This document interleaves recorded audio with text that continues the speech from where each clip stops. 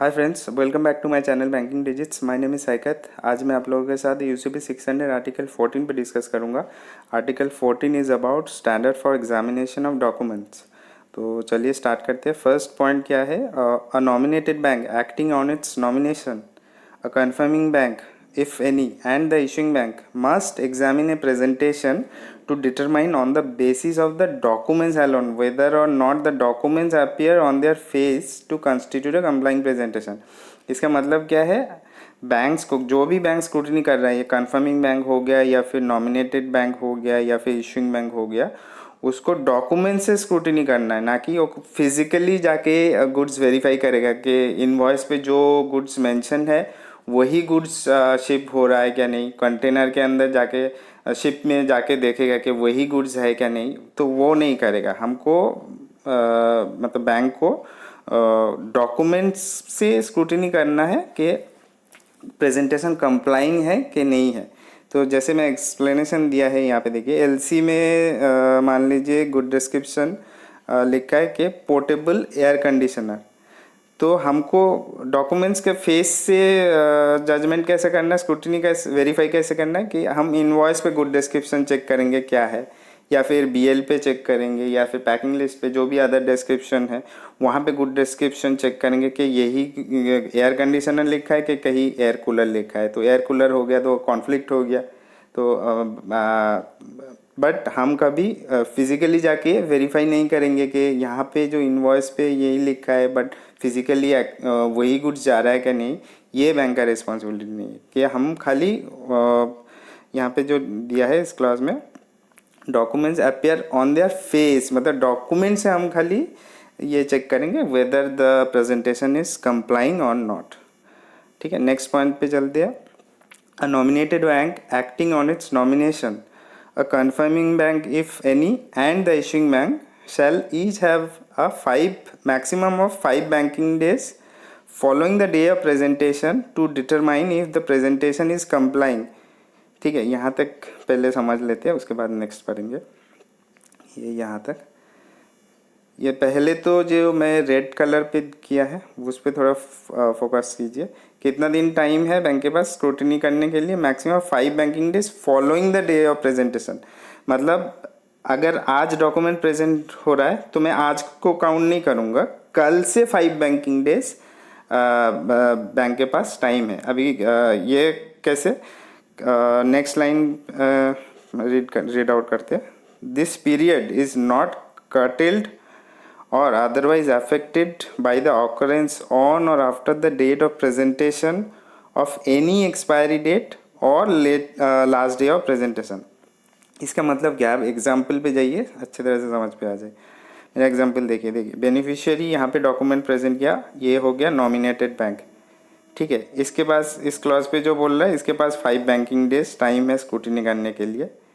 फिर एडवाइजिंग या nominated bank जब इशूइंग बैंक को प्रेजेंट किया, इसके पास अगेन 5 बैंकिंग डेज टाइम है स्क्रूटिनी करने के लिए। यहाँ पे क्या बोल रहा है देखिए क्लॉज पे, nominated bank issuing bank shall each have a maximum 5 banking days. ठीक है, यहाँ पे ध्यान दीजिए। तो यहाँ पे अगर मान लीजिए कोई कन्फर्मिंग बैंक है तो उसके पास भी again another 5 banking days time होता डॉक्यूमेंट स्क्रूटिनी करने के लिए।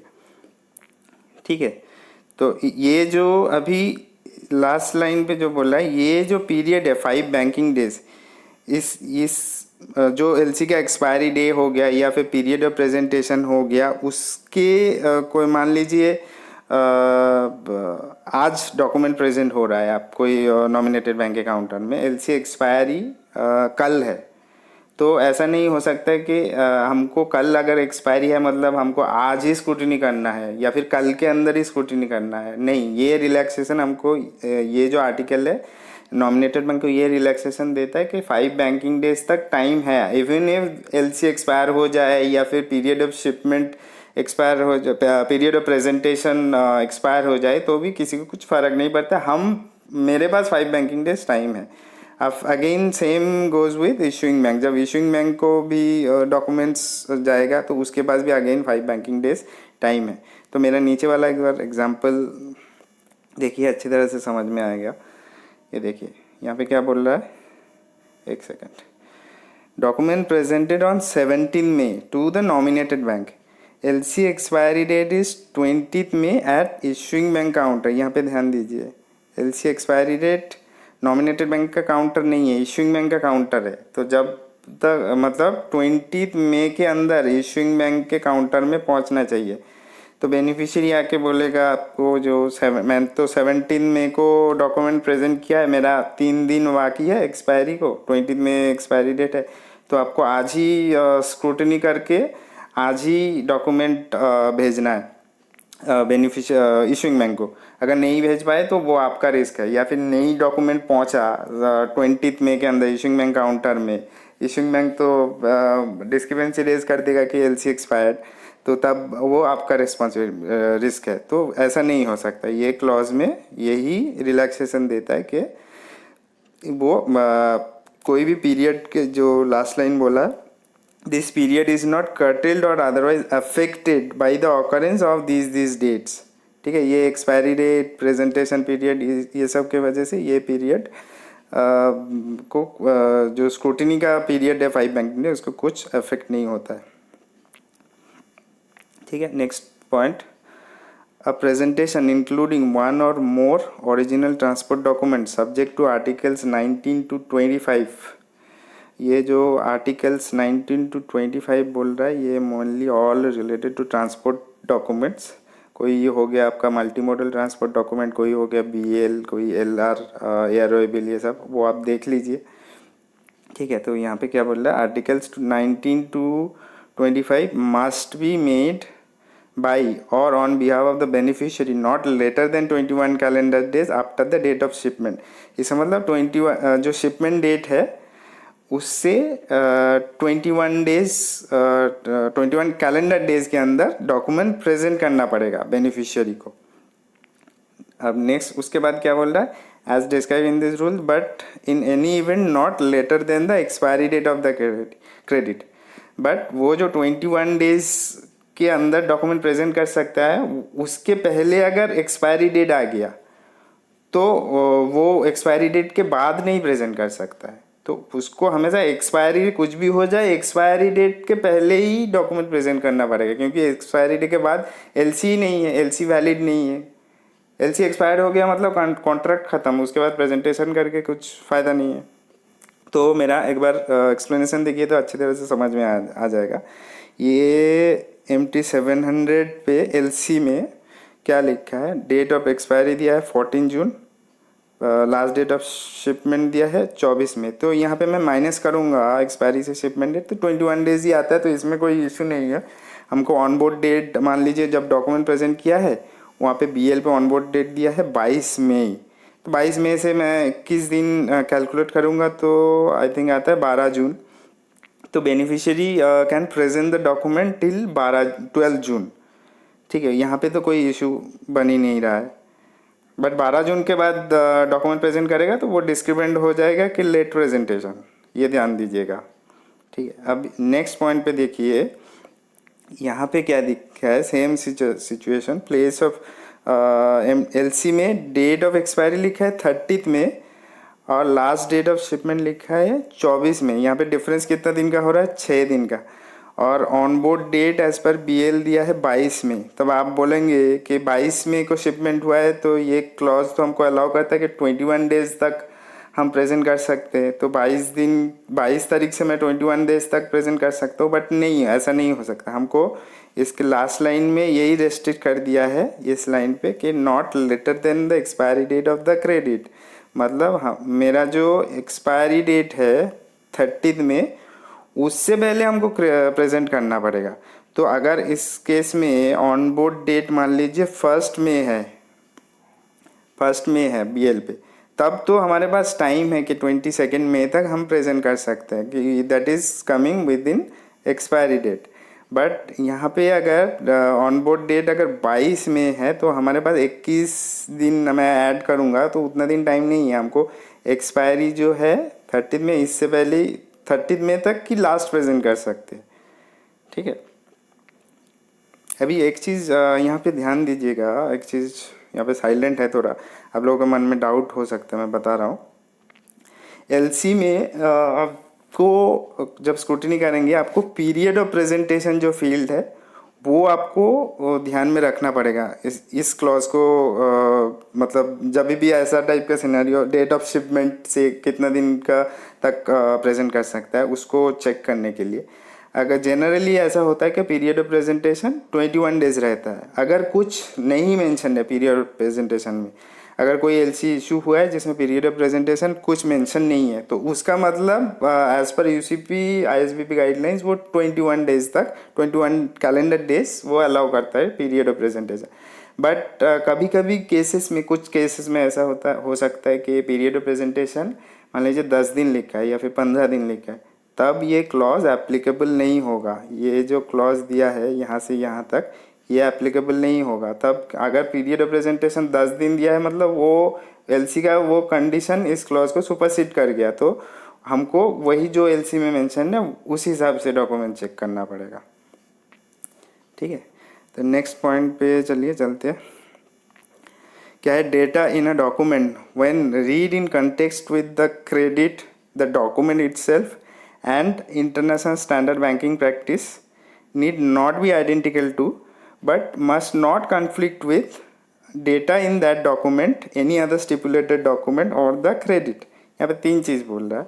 एक तो बोल रहा है क्रेडिट, ये हो गया एलसी, एक हो गया द डॉक्यूमेंट जो बेनिफिशियरी जो डॉक्यूमेंट प्रेजेंट किया है, और एक आईएसबीपी का जो गाइडलाइंस है। तो यहाँ पे बोल रहा है, देखिए मैं एग्जाम्पल पे डायरेक्टली जाता हूँ तो आपको एकदम क्लियरली समझ में आ जाएगा।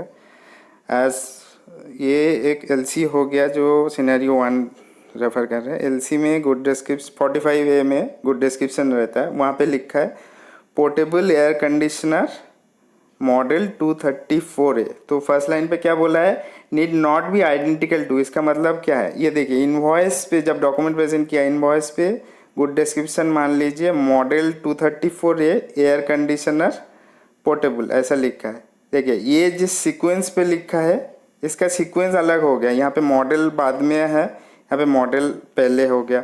यहाँ पे देखिए पोर्टेबल है, कोई ब्रैकेट नहीं है। यहाँ पे पोर्टेबल जो लिखा है ये यहाँ पे देखिए पोर्टेबल ब्रैकेट के अंदर है। तो इसका बट हमारा मीनिंग सेम है। मतलब आप एक बार जनरल आइडिया लगाएंगे तो ये जो गुड्स होगा और ये जो गुड्स होगा सेम ही गुड्स होगा। मतलब हो सकता है जो वर्डिंग्स है थोड़ा आगे पीछे है। तो इसका नीड नॉट बी आइडेंटिकल का मतलब यही है कि हाँ थोड़ा जो गुड जब लिखा गया है इनवॉइस पे या फिर कोई भी अदर डॉक्यूमेंट में हाँ आगे पीछे हो सकता है, बट वो कॉन्फ्लिक्ट नहीं होना चाहिए। अभी पैकिंग लिस्ट पे जाते हैं। जब पैकिंग लिस्ट प्रेजेंट किया है, जब स्क्रूटिनी कर रहा हूँ मैं, पैकिंग लिस्ट पे दिख रहा है model 324A air conditioner portable लिखा है। अभी देखिए एलसी में क्या लिखा है 234A मॉडल, यहाँ पे पैकिंग लिस्ट पे क्या है 324। दोनों तो अलग मॉडल हो गया, इसका मतलब कॉन्फ्लिक्ट हो रहा है। तो इसका मतलब ये डिस्क्रिपेंट डॉक्यूमेंट, ये जो पैकिंग लिस्ट पे जो गुड डिस्क्रिप्शन है वो गलत है, वो डिस्क्रिपेंट है। तो इसका मतलब यही बोल रहा है कि नीड नॉट बी आइडेंटिकल का सॉरी हाँ need not be identical to. इसका मतलब यही है कि एग्जैक्टली वही सीक्वेंस पे वही वर्डिंग जो दिया है वैसे जैसे लिखा है वैसे ही लिखना पड़ेगा, वैसा नहीं है। बट उसका मतलब सेम गुड्स होना चाहिए, ठीक है। बट कोई डिफरेंट मॉडल या डिफरेंट गुड्स होगा तो वो डिस्क्रिपेंट हो जाएगा। अभी सिनेरियो 2 एक बार रेफर कर लेते हैं। सिनेरियो 2 में क्या लिखा है? गुड सेम एग्जांपल है। गुड डिस्क्रिप्शन में लिखा है पोर्टेबल एयर कंडीशनर। देखिए यहाँ पे कोई मॉडल नंबर नहीं दिखा। एज पर इनवॉइस मैं देख रहा हूँ, आप पैकिंग लिस्ट को भूल जाइए। हाँ अभी इनवॉइस देख रहा है तो अभी इनवॉइस पे देखिए। एज पर इनवॉइस पे देख रहा हूँ model number 234A air conditioner portable लिखा है ब्रैकेट में। अभी देखिए यहाँ पे मेरा कोई कॉन्फ्लिक्ट नहीं हो रहा। मैं इन एलसी के साथ इनवॉइस को अगर चेक करूँगा तो मुझे कोई हाँ एलसी पे मॉडल नंबर स्पेसिफिक मेंशन नहीं है, बट वहाँ पे लिखा है पोर्टेबल एयर कंडीशनर। तो मतलब कोई भी मॉडल का पोर्टेबल एयर कंडीशनर होगा तो वो चलेगा मेरे लिए। तो ये मेरे यहाँ तक तो मेरा कवर हो जा रहा है। एयर कंडीशनर पोर्टेबल मॉडल दिया है, ठीक है। वो कोई भी मॉडल, कुछ तो मॉडल का नाम होगा तो मॉडल दिया है, चल जाएगा। अभी मैं इनवॉइस स्क्रूटिनी हो गया, मैं पैकिंग लिस्ट पे गया। पैकिंग लिस्ट स्क्रूटिनी करते वक्त मुझे देखा के मॉडल 324 एयर कंडीशनर लिखा है। अभी देखिए एक चीज़ ध्यान दीजिए, यहाँ पे आपका मन में सवाल होगा कि देखिए एलसी में तो ओनली पोर्टेबल एयर कंडीशनर दिया है, इन पैकिंग लिस्ट पे और इनवॉइस पे ये जो मॉडल है ये तो एक्स्ट्रा है, तो हम इसको स्क्रूटिनी क्यों करेंगे? इसको स्क्रूटिनी इसीलिए करना पड़ेगा क्योंकि ये दोनों मॉडल अलग तो नहीं हो सकते। इनवॉइस पे एक चीज़ है, पैकिंग लिस्ट पे दूसरा चीज़ है, वैसा तो नहीं है, ये तो कॉन्फ्लिक्ट हो गया। तो इसका मतलब यही इस वर्डिंग्स पे जो यहाँ पे जो बोला है मस्ट नॉट कॉन्फ्लिक्ट विथ, तो ये वर्ड यहाँ पे कॉन्फ्लिक्ट हो रहा है। हम यहाँ पे एलसी के साथ ही हमेशा स्क्रूटिनी करेंगे ऐसा नहीं है, दोनों डॉक्यूमेंट के साथ कोई भी क्वालिटी सर्टिफिकेट हो गया या फिर बीएल हो गया उसके साथ मान लीजिए इनवॉइस हम स्क्रूटिनी कर रहे हैं, वहाँ पे अगर कॉन्फ्लिक्ट देखा तो वो भी डिस्क्रिपेंट हो जाएगा। मेरा इसका मतलब मैं यही बोल रहा हूँ, एलसी में गुड डिस्क्रिप्शन में मॉडल नंबर नहीं दिया है, इसका मतलब मैं स्क्रूटिनी नहीं करूँगा ऐसा नहीं है। हम ये दोनों डॉक्यूमेंट पे भी स्क्रूटिनी करना पड़ेगा कि देखना पड़ेगा मुझे इसमें जो गुड डिस्क्रिप्शन मेंशन या फिर कोई भी क्लॉज हो गया ऐसा, मैं गुड डिस्क्रिप्शन एग्जांपल के लिए बता रहा हूँ, तो वहाँ पे कॉन्फ्लिक्ट नहीं हो रहा है, होना चाहिए आपको, तो कॉन्फ्लिक्ट होगा तो वो डिस्क्रिपेंट हो जाएगा। नेक्स्ट पॉइंट क्या है, in documents other than commercial invoice the description of goods services or performance if stated may be in general terms not conflicting with their description in the credit। ये पॉइंट ध्यान दीजिए। देखिए यहाँ पे हम अदर देन कमर्शियल इनवॉइस का बात कर रहे हैं, ठीक है। इनवॉइस का बात मैं बताता हूँ आपको, तो एग्जांपल ले लेते हैं।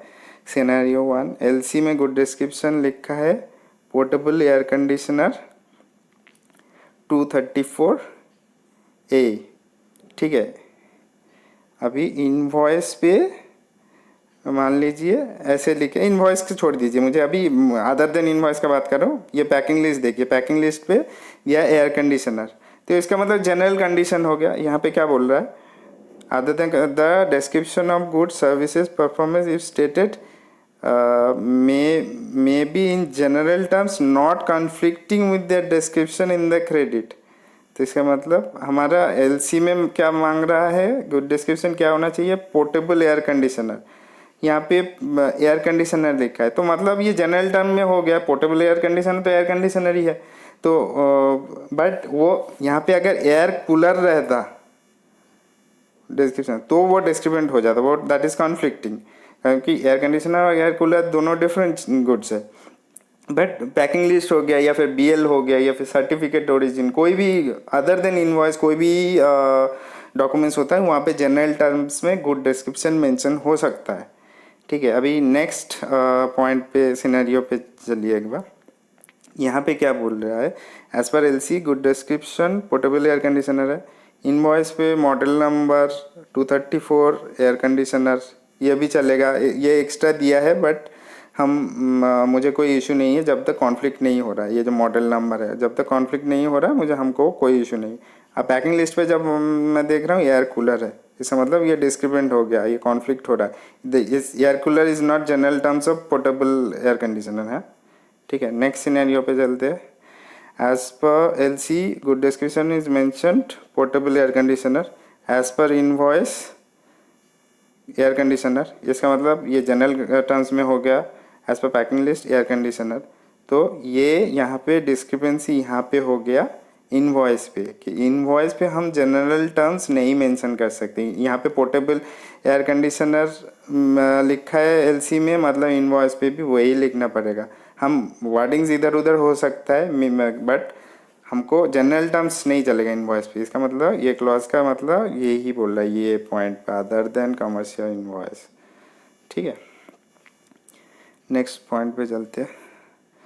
If a credit requires presentation of documents other then transport document, insurance document और कमर्शियल इनवॉइस। हाँ, तो यहाँ पे ध्यान दीजिए, यहाँ पे 3 डॉक्यूमेंट्स बोल रहा है, other than transport document, insurance document, commercial invoice. क्यों?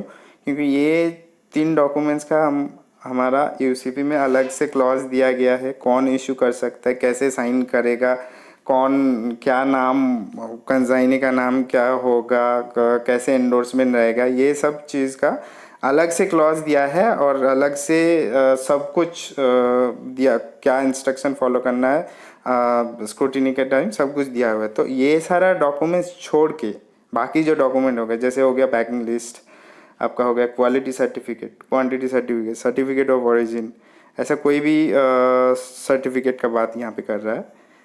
विद द क्या बोल रहा है ये, वो सर्टिफिकेट अगर एलसी में ये लिखा है कि without stipulating by whom the document is to be issued or its data content, मतलब एलसी में ये नहीं लिखा है कि कौन वो डॉक्यूमेंट इशू करेगा या फिर उस डॉक्यूमेंट में क्या लिखना पड़ेगा, क्या लिखा होना चाहिए। तो then what will do, banks will accept the document as presented if its content appears to fulfill the function of the required document and otherwise complies with the sub article 14D।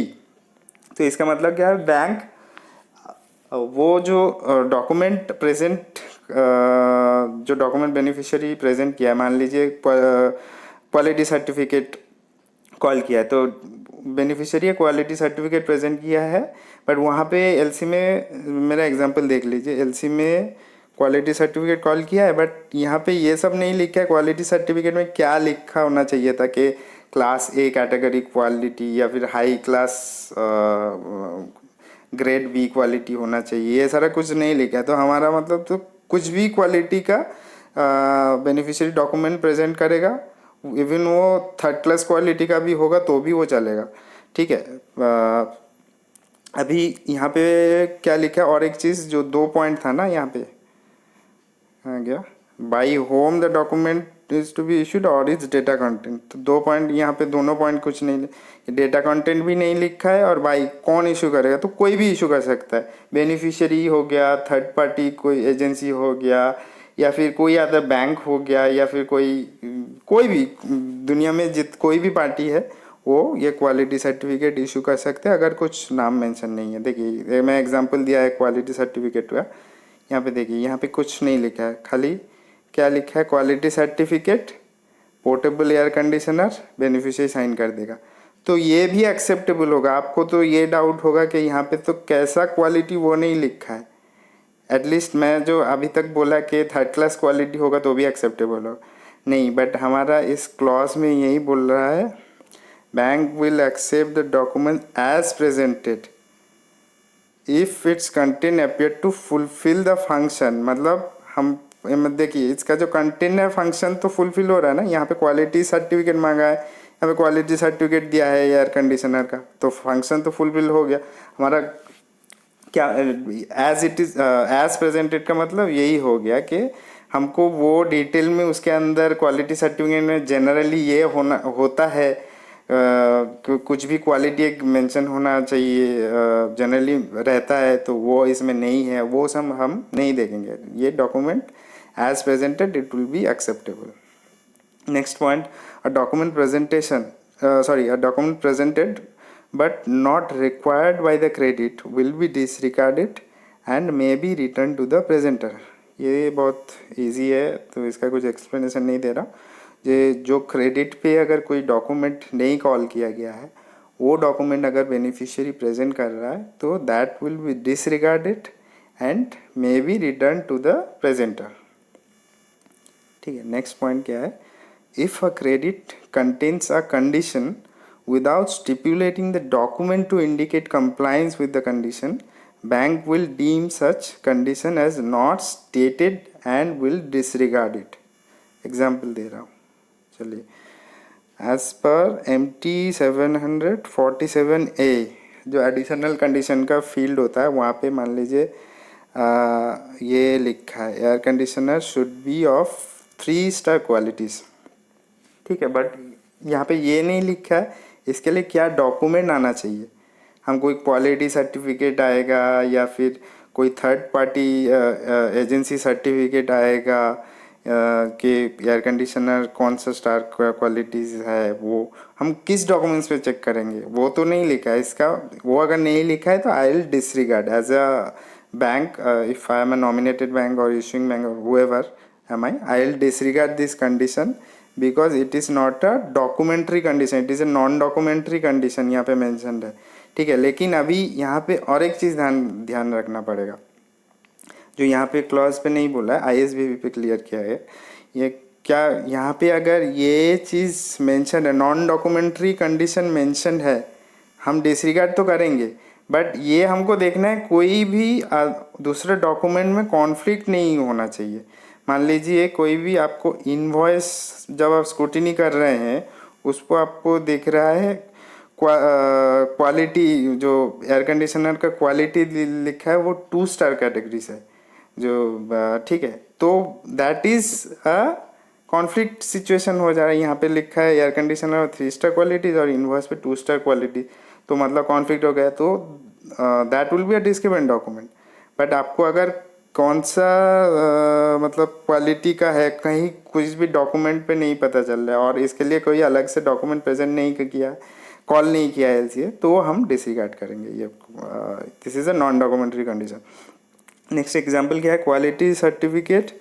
हाँ, ये हो गया ideal scenario. Quality certificate stating air conditioner are of 3 star qualities, मतलब यहाँ पे क्या बोले, हमको एक क्वालिटी सर्टिफिकेट प्रेजेंट करना पड़ेगा बेनिफिशियरी को, जहाँ से हमको, जहाँ पे ये मेंशन होना ज़रूरी है कि क्वालिटी क्या है एयर कंडीशनर का, वो 3 स्टार क्वालिटी है, वो मेंशन होना पड़ेगा। तो हम ये डॉक्यूमेंट स्क्रूटिनी करेंगे, ये हम ढूंढेंगे ये डॉक्यूमेंट प्रेजेंट किया है क्या नहीं। This is a documentary condition. चलिए नेक्स्ट पॉइंट क्या है, अ डॉक्यूमेंट ये है, a document may be dated prior to the issuance date of the credit but must not be dated later than its date of presentation. ये भी easy है, आपको समझ में आ ही गया, फिर भी मैं एग्जांपल देके बता देता हूँ। एज पर MT-700 मान लीजिए एलसी इशू डेट इज 17 मई है, document presented by the beneficiary is on 19 मई, मतलब आप 2 दिन बाद एलसी इशू होने के 2 दिन बाद प्रेजेंट किया है। 2 सिनेरियो, सर्टिफिकेट ऑफ, उसमें कोई डॉक्यूमेंट है, मान लीजिए सर्टिफिकेट ऑफ ओरिजिन या फिर क्वालिटी सर्टिफिकेट एग्जाम्पल के तरफ से ले लेते हैं, वो डेटेड है 15 में, तो ये एलसी इश्यूएंस डे 17 में, तो इससे पहले का 15 में है, तो दैट इज़ एक्सेप्टेबल, हमको कोई इशू नहीं है। बट एलसी सॉरी, ये जो, हाँ अभी जो दूसरा यहाँ पे क्या बोला, prior to LC issuance date is acceptable. Next point क्या बोल रहे हैं, must not be dated later than the date of presentation. यहाँ पे डेट ऑफ प्रेजेंटेशन क्या है, 19 में है, तो यहाँ पे नेक्स्ट एग्जाम्पल पे डॉक्यूमेंट कब प्रेजेंट किया है, सिनेरियो 2 में सर्टिफिकेट ऑफ ओरिजिन इज 21 में, डॉक्यूमेंट प्रेजेंट हुआ है 19 में, बट ये सर्टिफिकेट का डेट है 21 में, 2 दिन बाद, वो तो नहीं हो सकता, दैट विल बी डिस्क्रिपेंट। बाद का डेट का आज डॉक्यूमेंट प्रेजेंट कर रहे हो, तो 2 दिन बाद का सर्टिफिकेट कैसे आज इशू कर दिया, दैट इज़ अ डिस्क्रिपेंट। ठीक है, तो चलिए नेक्स्ट पॉइंट पे चलते हैं। when the addresses of the beneficiary and the, यहाँ पे बहुत सारा रेड मैंने मार्किंग किया है, वो थोड़ा सा फोकस कीजिएगा, ये जैसे बोल्ड भी किया है, जैसे ये हो गया बेनिफिशियरी एंड एप्लीकेंट, यहाँ पे ओनली एप्लीकेंट लिखा है, यहाँ पे कंसाइनी और नोटिफाई पार्टी लिखा है। ये सब जब पढ़ेंगे तो ये सारा थोड़ा सा फोकस कीजिए ज़्यादा। क्या लिखा है, when the addresses of the beneficiary and the applicant appear in any stipulated document, they need not be the same as those stated in the credit or in any other stipulated document। ठीक है, इसका मतलब क्या है, जो beneficiary का और applicant का जो एड्रेस कहीं भी मतलब एलसी में जो मेंशन है वो सेम होना ज़रूरी नहीं है। नेक्स्ट क्या बोल रहा है, need not be the same as need not be the same as those stated in the credit or in any other stipulated document but must be within the same country as the respective address mentioned in the credit। चलिए ये यहाँ तक मैं पहले एक बार example पे समझा देता हूँ। यहाँ पे क्या बोल रहा है, एलसी में ये हो गया एलसी एज पर MT-700 जहाँ पे लिखा है, मतलब एलसी में एप्लीकेंट का नाम लिखा है ABC company 21 any street Singapore 6593-539। जब डॉक्यूमेंट प्रेजेंट किया है उसमें इनवॉइस पे दिख रहा है ABC कंपनी, देखिए एड्रेस चेंज हो गया 32 XYZ स्ट्रीट, यहाँ पे एनी स्ट्रीट था, बट कंट्री सेम है। पिन कोड भी चेंज हो गया बट कंट्री सेम है, तो दैट इज़ एक्सेप्टेबल। इसका क्लॉज का मतलब यही बोल रहा है, कंट्री सेम होगा, एड्रेस डिफरेंट होगा तो वो चलेगा। कॉन्ट्रैक्ट कॉन्टैक्ट डिटेल्स, यहाँ से contact details stated as part of the, यहाँ पे क्या क्या है ब्रैकेट में, telefax, telephone, email and the like stated as part of the beneficiary's and the applicant's address will be disregarded. मतलब कॉन्टैक्ट डिटेल्स अगर एलसी में कोई लिखा है, फ़ोन नंबर, फैक्स नंबर, ये सारा चीज़ हम डिसरिगार्ड कर सकते हैं, इसमें कोई ये नहीं है। नेक्स्ट क्या है यहाँ से, however when the address of the contract details of the applicant appear as a part of the consignee or notified party। तो यहाँ पे खाली एप्लीकेंट बोल रहे हैं। हाँ, ऑब्वियसली आपका नोटिफाई पार्टी या कंसाइनी में जनरली एप्लीकेंट का नाम ही होता है, ठीक है, बेनिफिशियरी का नाम तो नहीं होगा। तो notify party details on transport document subject to article 19 to 25 they must be as stated in the credit। ये again read out करते हैं। However, when the addresses and the contact details of the applicant appear as part of the consignee or notified party details on a transport document subject to article 19 to 25 they must be as stated in the credit। चलिए इसका example देते हैं। Credit as stated in the credit, ये इसका मतलब क्या है, यहाँ पे क्रेडिट में ये दिया है, मान लीजिए example, full set of multimodal transport document and one non-negotiable copy made out to the order of ये applicant, mark freight, collect and notify applicant। अब कोई एलसी में जो एप्लीकेंट का फील्ड है वहाँ पे एप्लीकेंट का नाम और एड्रेस दिया हुआ है। अभी हमारा जब बीएल जब प्रेजेंट हुआ तो वहाँ मान लीजिए एलसी में एप्लीकेंट का नाम यही दिया है, ये 21 एन स्ट्रीट सिंगापुर 659539। तो हमको एग्जैक्टली बीएल पे कंसाइनी या नोटिफाई पार्टी में एग्जैक्टली सेम एड्रेस होना चाहिए। जो अब पहले अभी डिस्कस किया कि सेम कंट्री एड्रेस डिफरेंट हो सकता है, सेम कंट्री हो सकता है, तो वो यहाँ पे एप्लीकेबल नहीं होगा। ये दोनों चीज़ में ध्यान दीजिएगा। कंसाइनी या नोटिफाई पार्टी, कंसाइनी या नोटिफाई पार्टी में अगर हम कोई भी एड्रेस चेक कर रहे हैं, नाम एंड एड्रेस, जो भी बीएल क्लॉज में, ये एलसी का जो क्लॉज में जो भी मेंशन रहेगा एग्जैक्टली सेम होना चाहिए। ये मतलब कुछ भी चेंजेस एक्सेप्टेबल नहीं होगा, वो डिस्क्रिपेंट हो जाएगा, इसका मतलब यही है। ठीक है, नेक्स्ट पॉइंट पे चलते हैं। द शिपर और consignor of the goods indicated on any document need not be the beneficiary of the credit. इसका मतलब बहुत ईजी है। ये जो बीएल का मेरा एग्जांपल देखिए, इस फील्ड में रहता है शिपर और कंसाइनर और एक्सपोर्टर। ये जो बेनिफिशियरी है वही होना चाहिए, ऐसा ज़रूरी नहीं है, कोई भी हो सकता है। जनरली आप देखेंगे क्या बोलते हैं, ट्रांसफरेबल एलसी जो होता है उसमें तो शिपर डिफरेंट हो ही जाएगा, क्योंकि वो तो एक बार ट्रांसफ़र होके फिर इधर एप्लीकेंट के पास डॉक्यूमेंट आता है। ठीक है, तो वैसे ये एक्सेप्टेबल है, इस क्लॉज का मतलब यही है, शिपर और consignee can be other than the beneficiary. Next point क्या है, a transport document may be issued by any party other than a carrier owner, master और charterer, provided that the transport document meets the requirement of article 19 to 24 of these rules. ठीक है, इसका मतलब भी quite similar है। जो LC issued, ये field देखिए, बीएल का ऐसा फील्ड रहता है जनरली, इशूड बाय या इशूअर नेम, या फिर कोई भी लेटर हेड पे किसी और का कोई थर्ड पार्टी का लेटर हेड में इशू किया गया है, तो दैट इज़ एक्सेप्टेबल। प्रोवाइडेड क्या है, जो ये हमारा आर्टिकल्स 19 to 24 जो भी ट्रांसपोर्ट डॉक्यूमेंट का आर्टिकल्स है, उसमें जैसे जैसे गाइडलाइंस, जैसे जैसे क्लॉजेस दिया है कि कौन साइन कर सकता है बीएल, कैसा कैपेसिटी मेंशन करना पड़ेगा, या बीएल पे किसका नाम, कैरियर का नाम मेंशन होना चाहिए, ये जैसे जैसे गाइडलाइंस दिया है वो जैसे जो रूल्स लिखा है वो सारा अगर फॉलो होगा तो इश्यूअर नेम कुछ भी हो सकता है, कोई प्रॉब्लम नहीं है। ट्रांसपोर्ट डॉक्यूमेंट में भी issued by any party other then, कहाँ यहाँ पे और एक चीज़ ध्यान दीजिए, यहाँ पे जो बोला any party other than carrier owner master, इसका मतलब ये नहीं है कि ये कैरियर ओनर मास्टर छोड़ के ही कोई और इशू कर कोई भी और इशू कर सकता, ये लोग भी इशू कर सकता है। कैरियर ओनर मास्टर चार्टरर ये भी चाहे तो इशू कर सकता है, कोई और भी anyone else can also issue the transport document. ठीक है, नेक्स्ट चलिए मेरा वीडियो यहाँ पे ख़त्म होता है। तो आपको वीडियो अच्छा लगे तो लाइक कर दीजिएगा and please subscribe to my channel. Thank you, good bye.